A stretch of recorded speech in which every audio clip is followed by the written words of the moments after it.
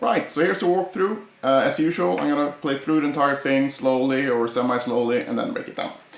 This guitar is tuned down 1/2 step, so keep that in mind. So here we go.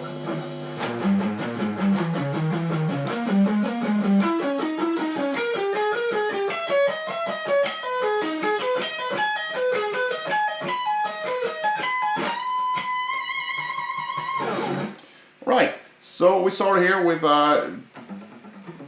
harmonic minor type shape. It's really based on the diminished 7th chord, starting from the natural 7th here, from the harmonic minor scale. So what I mean by that is you have this sort of these two notes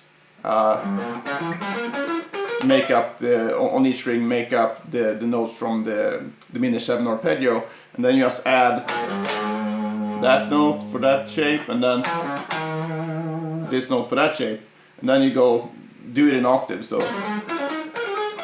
and the actual sequence we play is this one. So if we number the fingers, or just the notes from low to high, 1, 2, 3, the sequence would be 3, 1, 2, 3, 2, 1. 3, 1, 2, 3, 2, 1.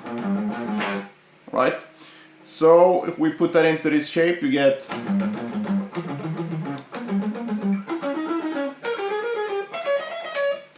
right? You see this pattern creep up a lot in Yngwie's playing.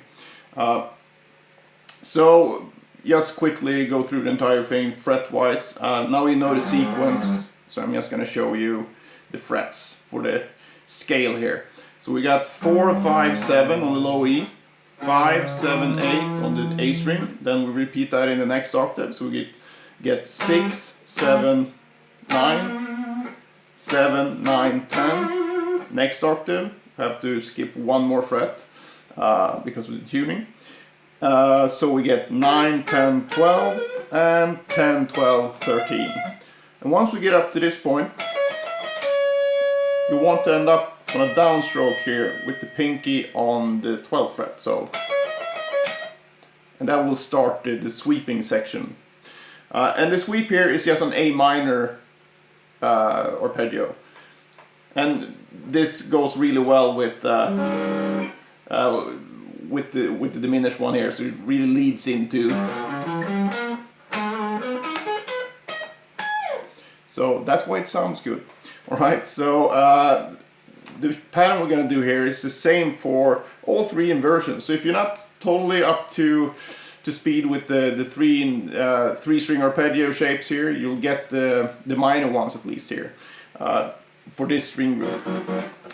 Alright, so the first one, the first shape would be 12, 8 on the high E string, then 10, 9 on the B and E string, B and G string. Next shape would be 17, 12, 13, 14. And the final one would be 20, 17, 17, 17. And the pattern we're going to play here is this one. We go down, and then we add 2 more notes, so we actually get an 8-note pattern. 1, 2, 3, 4, 5, 6, 7, 8.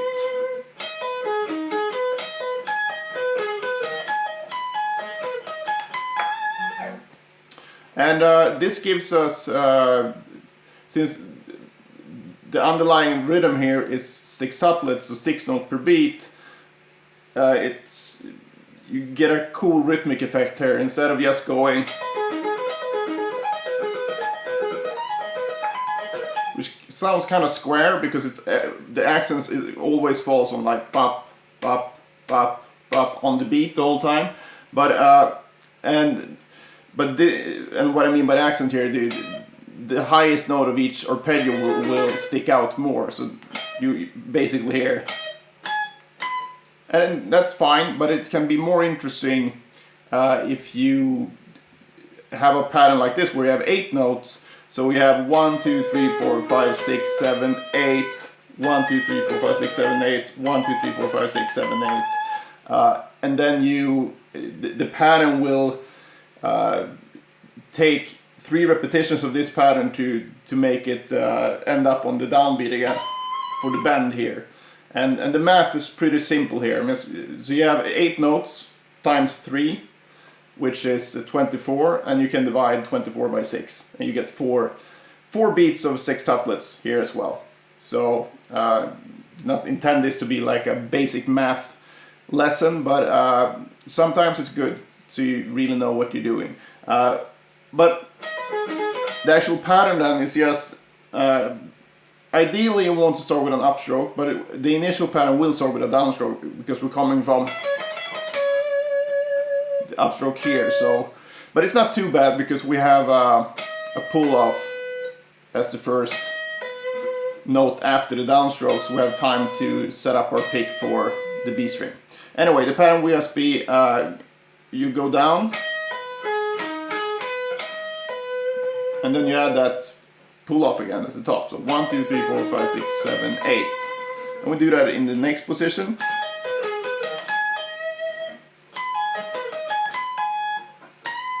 And then we just bend the 19th fret here, the second note of the scale, or second degree of the scale, up to the flat 3.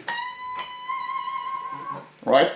And again, picking wise here, we start with a downstroke, so down, pull off, up, and then down, down, down, up, pull off. And then the next shape will start with an upstroke.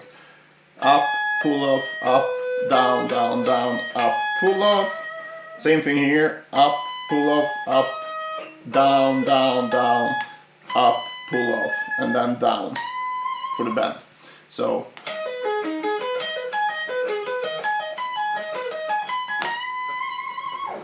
right? So hopefully that's crystal clear. If not, leave a comment and I'll try to explain it better. Alright, so practice wise here, obviously you need to be comfortable with this sequence, but this lick actually gives you a good opportunity to get proficient with it with the two most important 3-finger patterns, which is 1, 2, 4 and 1, 3, 4. Because those are the ones that will end up in most scales you'll be playing. The other two remaining are 1, 2, 3 and 2, 3, 4. So if you want to practice this one with 1, 3, 4, 1, 2, 3, that's a good thing as well, and 2, 3, 4. But 1, 2, 4 and 1, 3, 4 will definitely pop up more in your day-to-day playing, I'm guessing. Alright, so either just sit around doing this,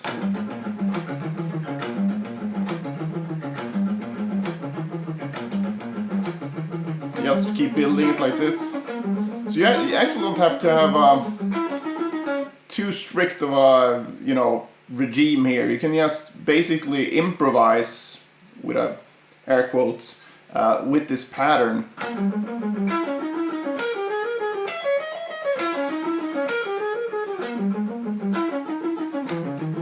At a tempo where you don't make mistakes and you're relaxed, don't make, do anything stupid with your right hand. So you want to keep that tight, so.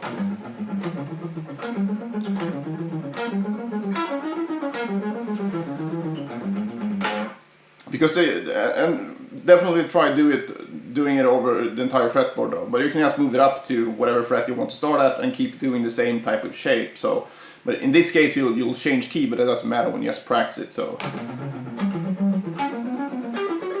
Right, so and why this is good, I feel, is because it's more fun to do it this way, and you get all the good repetitions in the same way, and also you'll develop this thing where you can think a bit more when you play faster. You don't stress yourself out after a while, so you can actually control your playing and not just rely on motor memory, which we need to do that when we play this fast, but you can still probably seen this in the Troy Grady video, but it's not a concept he came up with chunking, where you instead of thinking like note, you concentrate on the first note of each group, whatever group you consider yourself playing, because that's really up to you how you view these groups. But I mean, this one is pretty cut and dry because you have this 1, 2, 3, 4, 5, 6, 1, 2, 3, 4, 5, 6.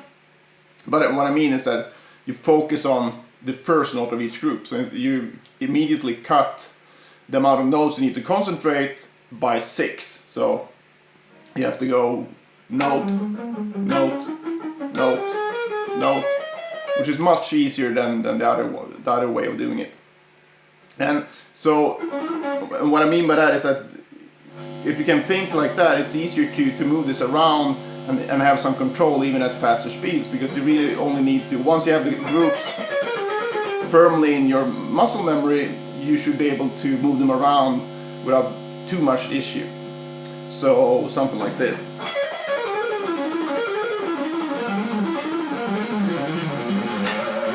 So I mean, this was not any type of grand improvisation, but this pattern where I went up and down the strings, that was just on the fly. And this isn't that hard to do, and you can develop this much further as well, but with other types of sequences.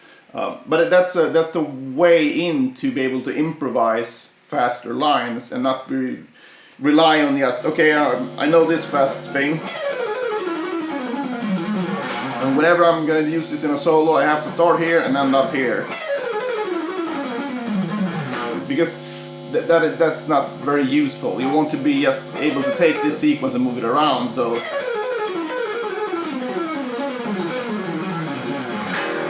right, so and things like that. And the way to get there, and the way that I work on this, is exactly this thing, where I sit around, I take one sequence, two sequences, or whatever, and then just think of a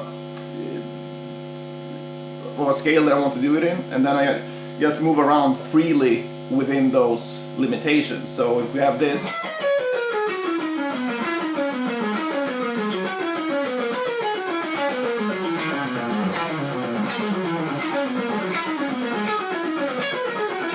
so I will do it probably even slower than that, so I really feel fully in control when I practice it.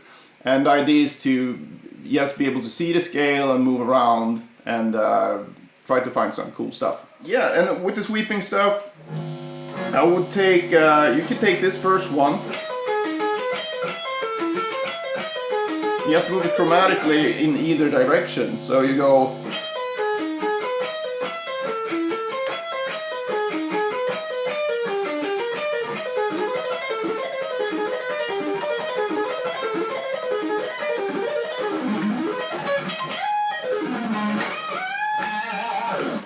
right, so, and do that with each of these three patterns.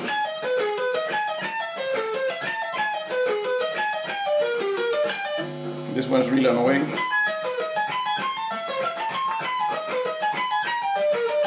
And of course, move them around the neck as well, so you don't necessarily have to go just, you know, around the same frets like I did. You can just move them up like that and back again.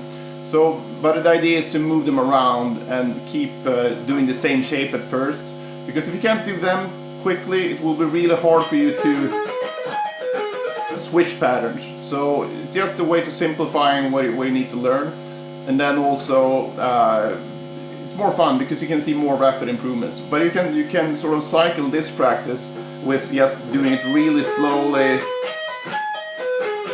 and moving like that. And then you do that, and then when you get tired of that, you just do the chromatic thing, and preferably do that with the pattern that gives you most trouble, because that's more efficient. I know it feels good to play things that you're already good at, but I remember it was someone who said, I think it was some great jazz saxophone player. I don't think it was Coltrane, but never mind. And the point was that if you sound good when you practice, you're not practicing the right stuff. And I don't think he meant by that quote you should sound like do this stuff, but I think he meant that, you know,